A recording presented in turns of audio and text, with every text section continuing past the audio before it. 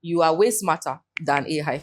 So many of the people that were laid off at Meta actually trained their replacement. When you live with addiction of AI or you lead with fear of AI, you would be at a disadvantage. Give us a bit about future of work. In the past, value used to be very straightforward. Yeah. You sell me a book, I pay you for a book. I can touch it, I can use it. It makes sense to everyone. But now, that's not what it is. Value has now become anything that meets a need. And what is interesting is that needs are now in a million places. One thing you should start getting is something that differentiates you from an AI. Yeah. Judgment, context. AI doesn't have it. Yeah. Now, the reason why AI seems smarter than you is because it aggregates. So it collects the brain, the expertise, the skill of you and I, billions of people around the world. That is why it appears smarter. What would be your honest recommendation for professionals navigating AI and, their careers right now? Be very aware of what value means for your market, your space, your environment, wherever you find yourself. What does value mean? And become that person that can provide that value. Hello, everyone. Welcome back to the Kingly Podcast. If you're just joining us, this is the conclusion to the first part of the conversation. If you haven't seen that, please go back and start there. The link is in the description. And if you have ready, let's get into this. This part gets personal, honest, and really inspiring. Enjoy. First, this is also a good point for you. If you're not subscribed to this podcast, please subscribe. Click the subscribe button right now. Like it so that the algorithm can show it to more people. And of course, don't forget to share with someone. And let's have your feedback as well. Comments, maybe something that provoke your thoughts, and we need to have your feedback. Thank you very much. I want us to go a bit, talk about entrepreneurship, and that's people. Right.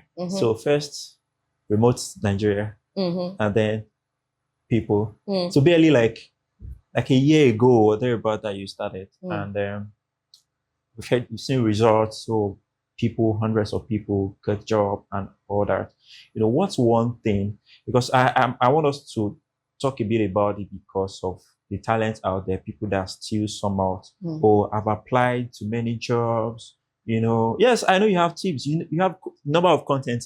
I see a lot of that, your Instagram page and all of that. How to do this, you're applying the wrong way and stuff and all. What's one thing that you feel like is common problem you've seen with talent? They have the right skill set, but yet they are not getting their desired role. What? Maybe you can highlight 5. Or if it's too much, maybe 2 or 3.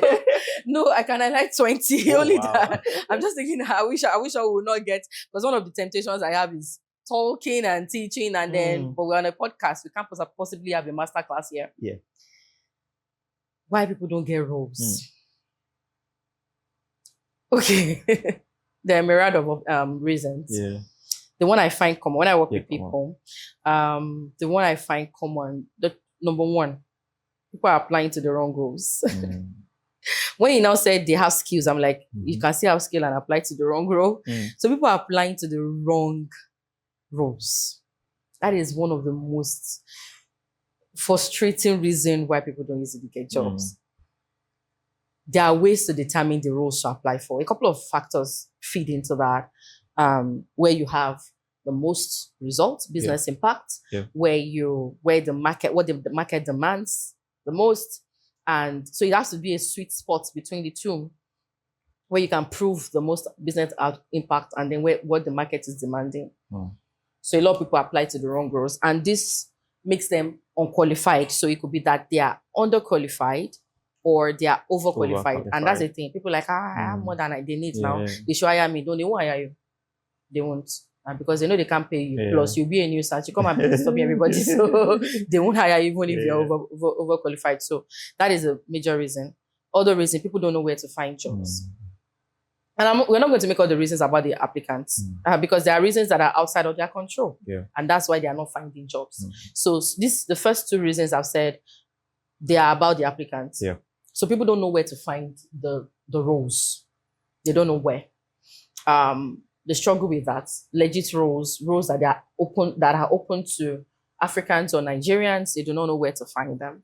I would say the third reason is because when we're talking about Nigerian talent, African talent in specific, we are very limited compared to our US and Europe counterparts, continental Europe, whatever Europe, and then North America. I dare say even Asia. We have limited opportunities compared to our counterparts in other parts of the world. Yeah. So the market, if there are 1,000 jobs right now, way more than half, maybe almost 80% of the jobs are open to those in other parts of the world and not in emerging markets.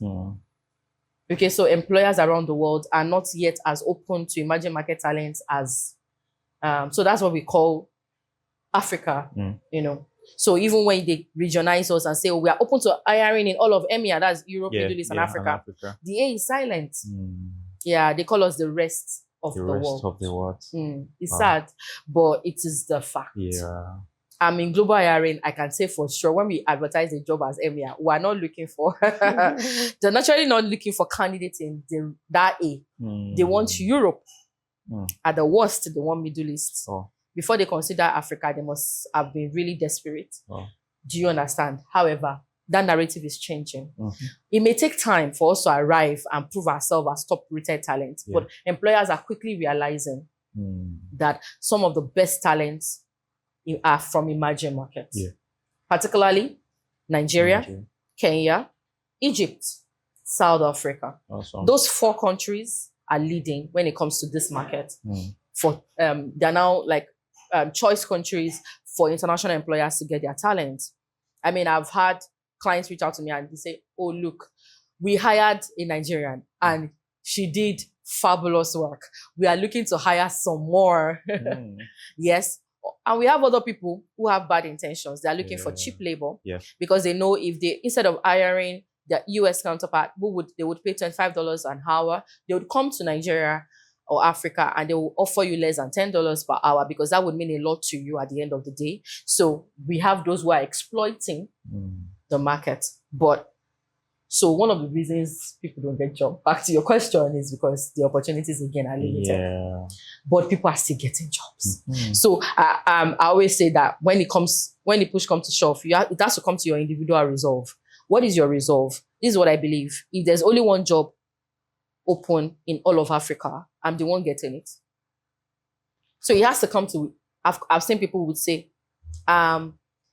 I don't think I will get a job. I'll just try. They never get. And people like, see, whatever it takes, I must get a job. And they get. So again, there are other factors. People don't know how to put together a resume or attend an international interview. You know how to show up as global talent. That's a skill to be learned. So yeah, those are the factors contributing. Awesome. So like you mentioned, I'm sure if you open the floor, you keep mentioning several of them. So I think you should just, it's important for you to, okay, let me say it this way. I think you probably have resources that people can use or people can get. Do you want to mention some of them? Okay, that can help them. Okay, I think one of the easiest ways, Instagram. You can find me on Instagram. There are so many free tools to help you there. But if you're a serious-minded talent looking to grow your global career, you should visit my website. And that is www.damifayanjuola.com. Straightforward, you'll find resources to help you right there. And you can be more intentional as to building your global career. If you're looking for where to find legit jobs, this is free or like you're not paying anything. Free, legit jobs that you are qualified for as an African, remote jobs. Go to Peepuu. That is www.peepuu.com. And that job board is for Africans looking for international remote jobs, specifically for you, because that was one of the problems I found. People don't know where to look for jobs. So people solve that problem for you. Yeah. Awesome. So you'll find this link in the show notes, or on the screen. So please just make do well with them, as they're suitable for you. All right. So I want to just bring this. I saw somewhere, I think on your website or thereabouts, you once sent code email 3 times, before someone finally said yes, and that changed your life. as you said. So can you tell us a bit of that story? You know what? One thing I've learned working internationally. These companies that have these beautiful logos and look far-reaching, is actually made up of humans, human beings. Like I will tell my clients when they go for interviews, who use the toilet like you this morning? Human beings who ate rice like you ate this morning. Human beings who have headache and are worried about their kids disturbing them like you are. They are actual humans. I see the way decisions are being made inside international organizations. I'm like, it's not more than this. Like, it's just a conversation. They're like, the guy reached out. I'm like, you that you have been serious, watching your email, like, hey, these people, they'll not read my email. Yeah, I'm not as serious as they are. They are humans. So I learned that you can keep knocking the door. And it's only a human. You just take a human. Right now, okay, I was telling my assistant to research some, businesses I wanted, reach out to for one business or the other. And I said, yes, find their corporate emails. But I don't really care about that. Info at XYZ. I don't care about hello at. Find human beings for me. I said, at least find 2 human beings who are decision makers who will open that email. Like, that is one thing. So that cold email was, I remember I'd applied to my very first remote job I applied. I wasn't getting any response. I was like, what's going on? I didn't know hiring. I went on Skype. Then we were using Skype. Yeah. I was like, I'm going to find one person they didn't publicly say who the recruiter was or something. So I started messaging literally everybody who said they were working at that company on Skype. I would guess that would be their name. On Skype, if you look for Dami Fayanjuola, it could be like 5 people. Yeah. I would message all of so I was reaching out. And then I reached one, nobody was reading. One guy just responded, oh, yeah, you applied. I was like, yeah. He said, oh, I'm going to check your resume now. Oh, okay, are you available for interview? I said, what? I've applied.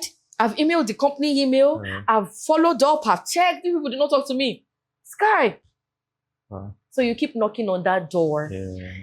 It led to an interview, eventually led to my very first international remote job where I worked on AI projects across like 5 countries in Europe. It was fabulous, right? But it took that cold knocking, knowing that it's actual humans that are there and not taking no for an answer. Yeah. So that's the story, really. Awesome. Really. That's so very inspiring, really. I was listening to one podcast some months back. Okay. And the guy was sharing that if you've been applying to roles, like there are just some systems you have to put in place. Like I like you've emphasized again and again how that something is very important about you, that you don't, like, you can be very stubborn. Yeah.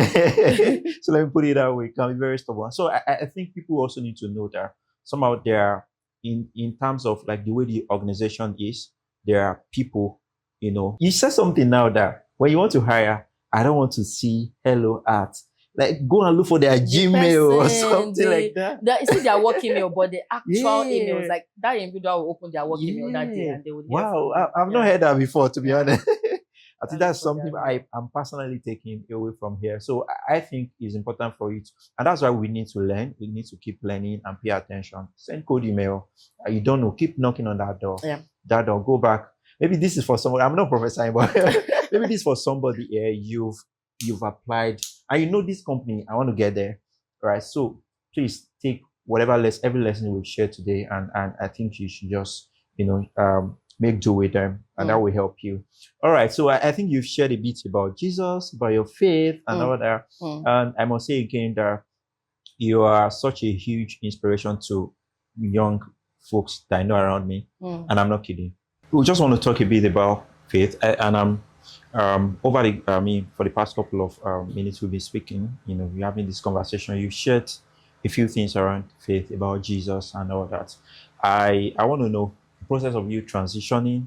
You started a business, you did, and then at the point, you had to transition to become an HR, a global HR now, as an entrepreneur and all of that. What's the role of your faith in all these things? Let me not put it that way. Maybe what are some of the lessons, more like maybe life lessons or maybe instruction that this one, they're very germane, to your process to your journey so far, that's more like life lessons. If you can just connect all that together. Some really, I know you can go deeper. No, I wish though, I wish. You know, it's the time that you are, I think I journal a lot. So if I had come here with my journal, I'm sure I'll be able to read life lessons where, but off the top of my head, the ones that have lived with me, I'll just mention them. The very first one was when, I studied physiotherapy, interestingly, in school, but I knew I was not going to practice. So when I practiced for like 2 years, just service year, internship and all of that, and I said I was going to move to a new industry. At that point, there was a major life lesson that I learned after. I was not flexible with my means. So in this life, be flexible with your means. Let your goal remain the same. Yeah. Okay, so I had this goal. I thought that there was only one way I could achieve it. So I was so stuck at that means that I almost self-destruct. So be flexible with your means. There are many ways to the market. As a Yoruba proverb would say, there are so many ways you can reach a single point. So be very open-minded and be flexible with your means. Don't be rigid.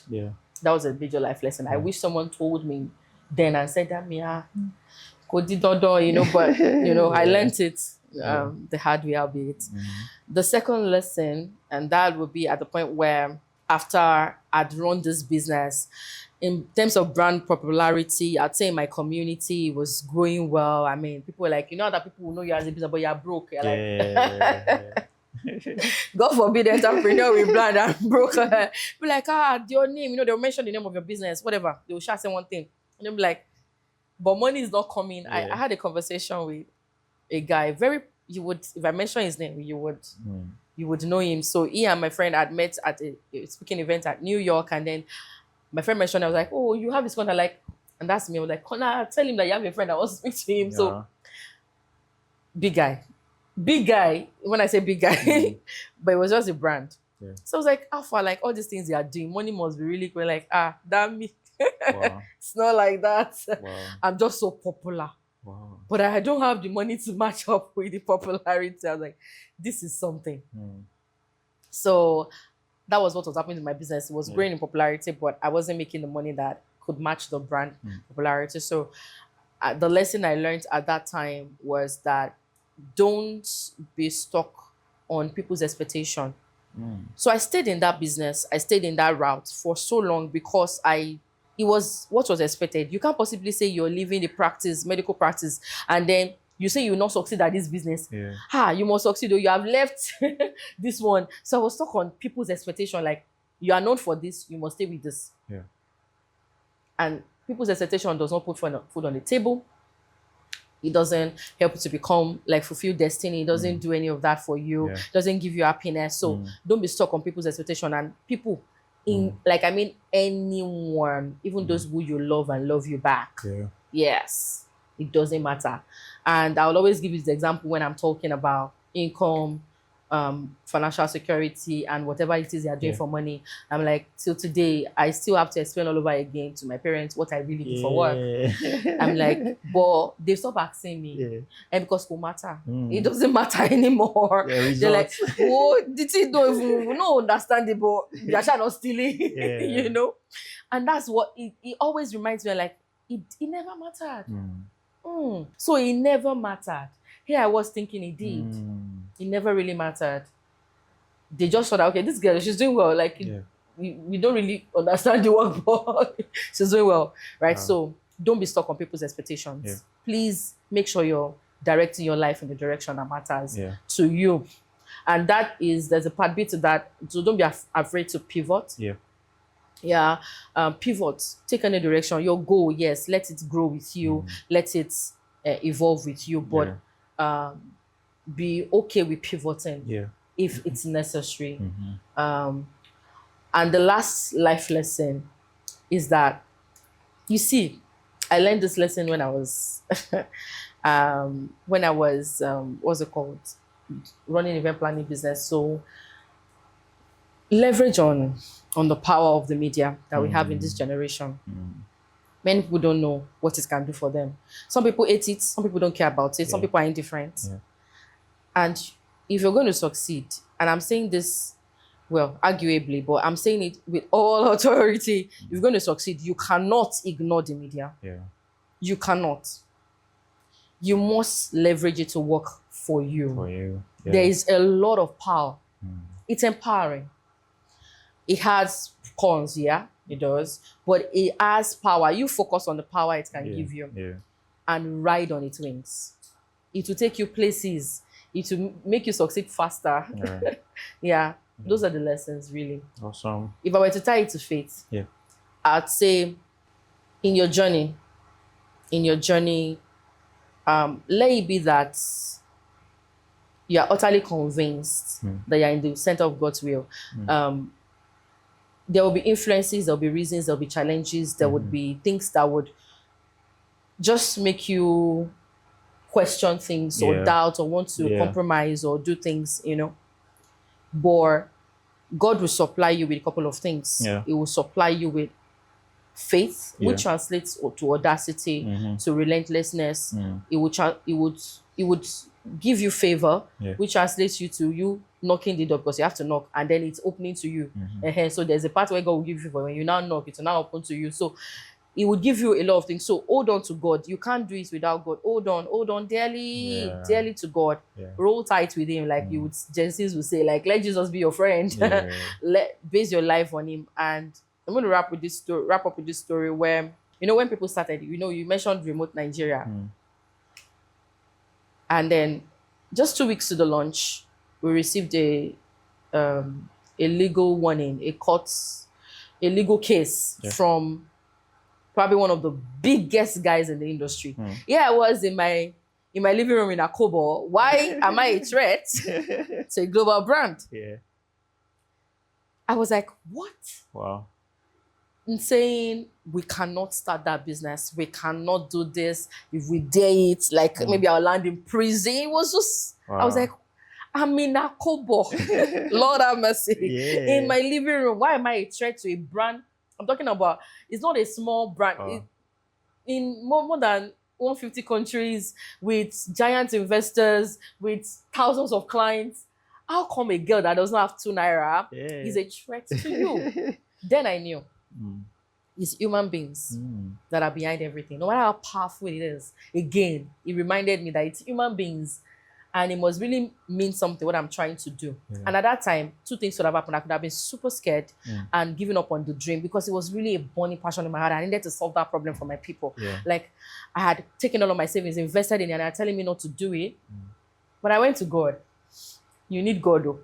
I went to God. I prayed. I said, God, you put this vision in my heart. I will not rest until I deliver it. I don't even know what it will become, but right now I know what I'm supposed to do in this moment. I cannot be stopped. Then the Holy Spirit said, you will run the same vision. I will give you a different brand. In the the shortest amount of time, we had to rebrand.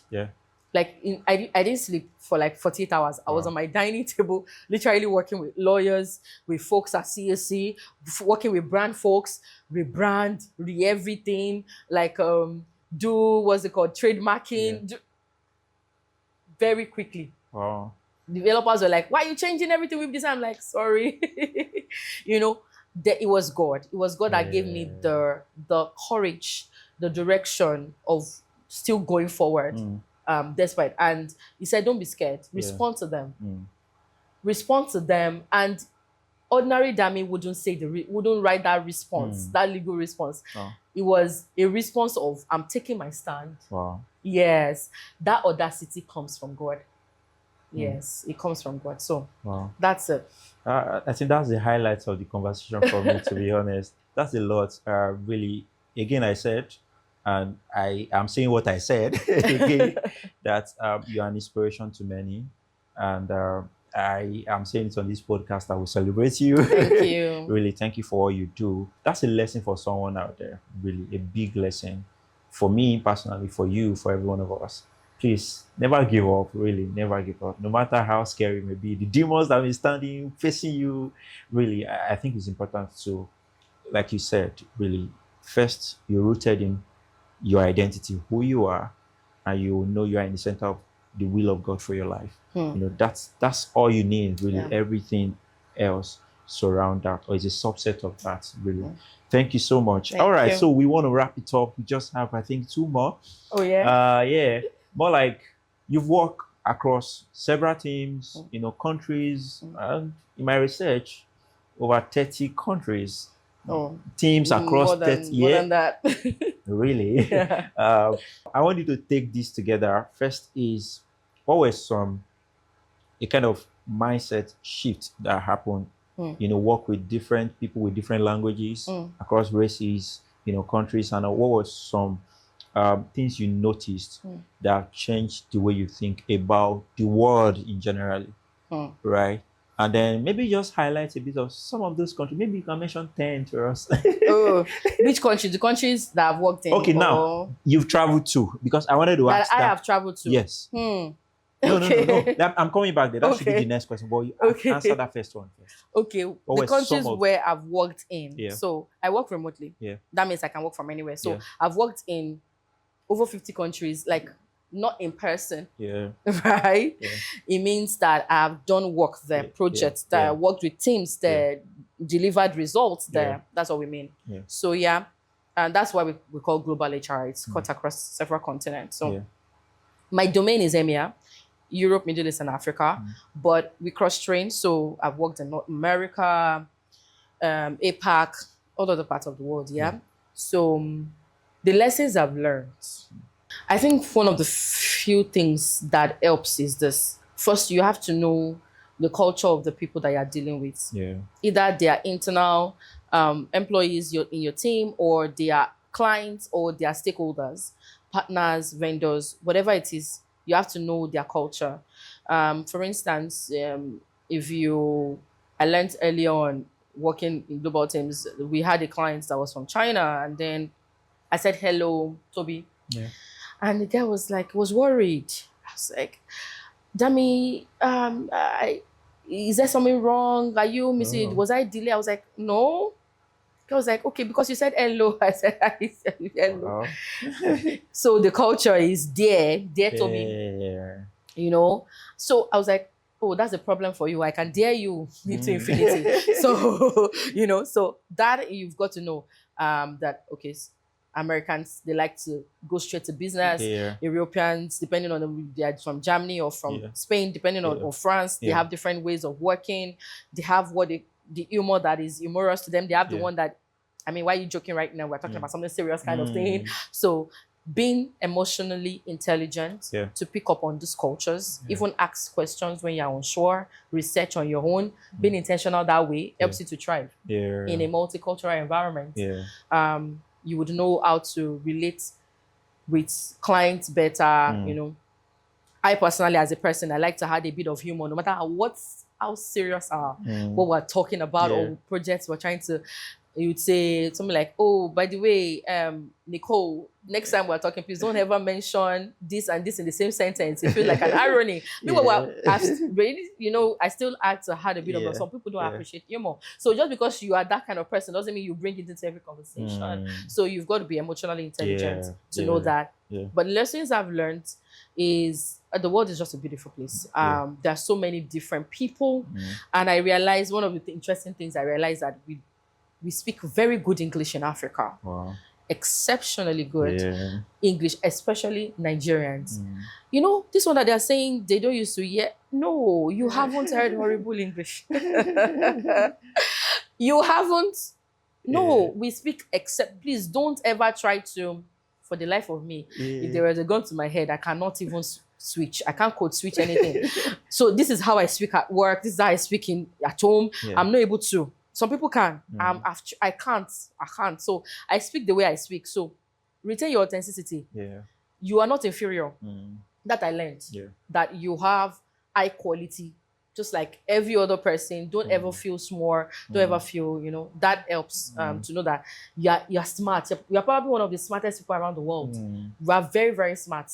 It's sad. They won't keep us in C-suite roles because we don't look like them. Mm. They're very minimal, and that's a conversation for another time. When you another realize time. you're from Yeah. Nigeria, you're from Africa, you're black, you're human, Mm. you're a woman, like so many things are militating against you. So, well, all those things put together, still do not think less of yourself. But it's beautiful to learn about many other cultures. You know, one thing I always have to learn about because of my work is employment laws. So you see how that some people prioritize. They're like, they love you in that country. You have 26 sick leave, 26. Wow, in my country. You know, you think again, like, this people must really love. Again, you think about taxation. As some people's half of their salary goes into tax. Meanwhile, you also thank God that you are not living there. Like, thank God I don't pay so much in tax. So pros and cons. It's exciting to learn. Exciting to see the world in that way. Oh, cool. Very cool, right? I think we'll just wrap it up with two last one before the Firechats outro questions. Yeah, aside just working with teams across those several countries, I know you traveled. You traveled for vacation, leisure, you know, and so what. So maybe you just share with us. Maybe you can count or give your top, maybe 10. I don't know. Oh, like 15. Just give your top favorite countries you visited. Always like a major lesson, like one lesson that summarizes traveling, what it does. What it does for me. Okay, the first notion I want to quickly correct. I haven't traveled a lot. Okay. I want to. You just want to start. Like, I need money to go. Like, I need money to go. So I haven't traveled a lot. I've traveled to 4 countries. Just 4. Okay. Just 4. And there are over 190 countries in the world. You see, I have a lot. A long way to go. So but what travel does for me is exposure. I like to challenge my mind. And travel is that thing you cannot buy. You can't watch movie to get it. You've got to be there. You have to get there. So that is why I prioritize travel. Like me, I don't mind traveling and then coming back and say, hey Joe, what are we going to eat tonight? That is how travel is important to me. I would spend my last couple to travel. It helps my mind. I entered one space one day and it looked like a mansion. You know the mansion they used to build in Ikoyi? I mean, Abuja estates, this kind of mansion where you guess what it was? It was a restaurant. Wow. Yeah. I was like, this is what I'm talking about. I said, So in my mind, I thought the panels and they were gold painted. No, they weren't. Wow. They were actual gold. Wow. Yeah. Wow. What does that do to the mind? The mind begins to think, number 1, this is possible. Possibilities. Number 2, there is wealth. Number 3, this is a way to think about your restaurant. So you're not thinking about building gold-plated houses. You're thinking about building gold-plated restaurants. So it just blows your mind. It helps you to think of what is possible. It helps you to also expand your thinking. So it's not narrow-minded. That, okay, there's always only one way to do this thing. When you travel, you see how people do things. You're like, okay, it's actually possible. Make believe. You would see how they don't have snow, but they make snow when they want to experience it. So you can't tell me it's not possible. It's possible. So that is what it does for my mind. Awesome. And of course the fun. I love experiences. I love just having fun and forgetting that I have 1,000 troubles. I'm just having fun. Create memories. Memories that are priceless. Awesome. So please, those countries you had in your bucket list, start working towards them. They're achievable, to be honest. They're achievable. All right, that's cool. The last one before we go into outro Firechats is just give us a bit about future of work. Just a bit. I know if you want to talk about it, you can have another podcast session. Don't worry, maybe we'll invite you again to talk about that. But just a bit. Future of work. Okay. And what everybody now should know. I would summarize the future of work is big. It's a thesis. So I think it anchors on this notion that the way value is perceived is now multifaceted and is different from what we used to know. So the interpretation of value is changing, and it's changing real fast. So if you're a talent providing solutions, services, expertise to businesses or clients, and when I talk talent, that includes an entrepreneur because you're a talent. You must think of what people that you're serving perceive as value. in the past, value used to be very straightforward. Yeah. You sell me a book, I pay you for a book. I can touch it, I can use it, I can smell it. It's tangible. And everybody, it makes sense to everyone that I paid for the book. But now, that's not what it is. Value has now become anything that meets a need. And what is interesting is that needs are now in a million places. So imagine if I, on my camera, or I provide a service where I encourage you. Yeah.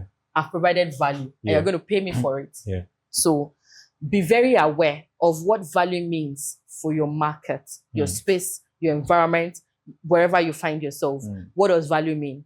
And become that person that can provide that value. So you see, they'll tell you this generation, wealth is easy to make. It's because Gen Zs and everyone after them now understands that value is not always what we think are serious. It is serious. It is whatever it is that makes people, that people need, and they're giving it to them, and they're making money. So you see a streamer more wealthy or has more money, maybe not more wealthy, has more money than a businessman who has been hustling for like 25 years. Yeah. And he streams one and he makes the annual salary.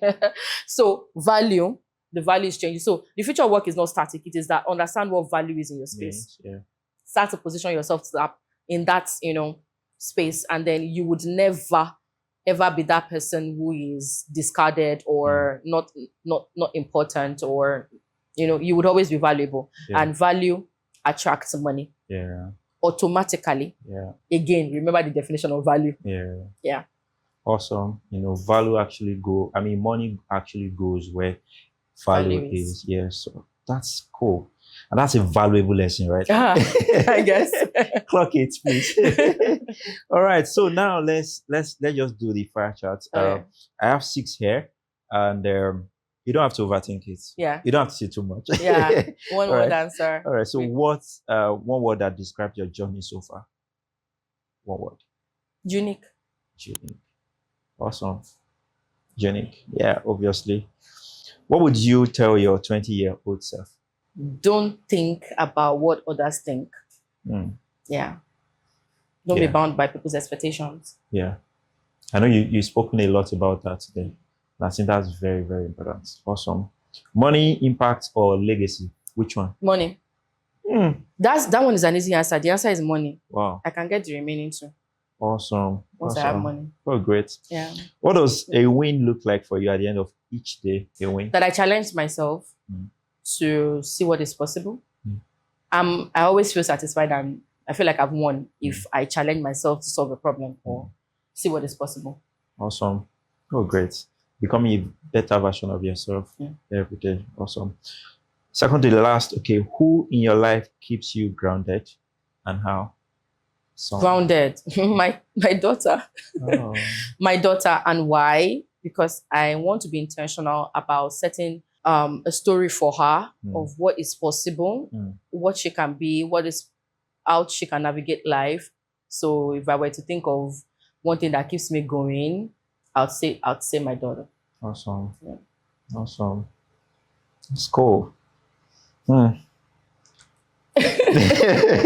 right, the last one, please. If your life had a theme song right now, what will it be? More like album title.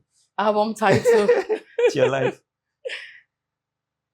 That one is deep. I'm still thinking. Yeah.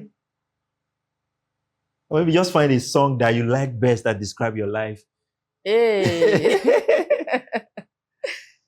That would be. That's deep. It's going to be Story of Grace. Maybe that we should call it Story of Grace. Yeah. Yeah. I can't find any other word. Yeah. More like you're going to write a book about it later, or write a song about it. I'm just putting it that way for you. Maybe not. I have a title of a book that I want to write if I ever got to write a book. Okay. And it's not that. Yeah. I'm going to write a book for women who are African, maybe Nigerian, who are obviously Black, and who are women. Yeah. There's a whole story around that. Yeah. So I think I've brought about another question that leads to another. Oh, that's awesome. Grace. Yeah. Grace. And I think I've had a couple of people on this coming to this studio, and their journey also relates to this grace.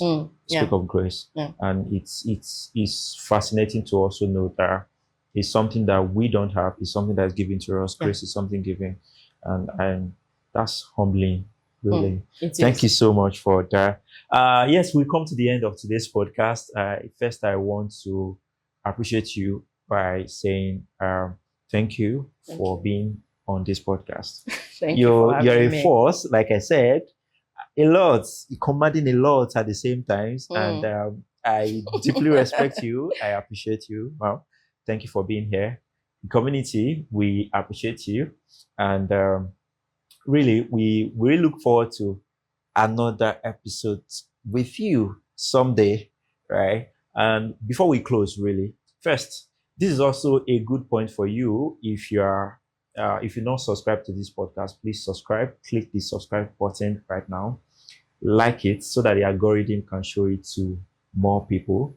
And of course, don't forget to share with someone. And let's have your feedback as well. Comments. What's maybe something that provoked your thoughts? Something we've said or she already shared with us, and we need to have your feedback. Thank you very much. All right. So, do you have any final words to just give to us? Final words to the audience, right? Yeah. To the audience. Okay. Oh, what would that be? I'd say I want you to do yourself a big favor. I want you to really believe on yourself. Yeah. And I'm going to break it down what I mean. I mean that if there's anything that has ever come to your mind that you've thought about you becoming or doing or arriving at, and it seems so far-reaching, I want you to go back to visit it. Yeah. And understand that it's completely doable. Yeah. It's possible. Yeah. You can do it, and there's no better person to do it than you. Yeah. Only you can. Only you can do that. The moment you can accept that and be okay with it, it'll be easy for you to start on your journey and forge ahead. Yeah.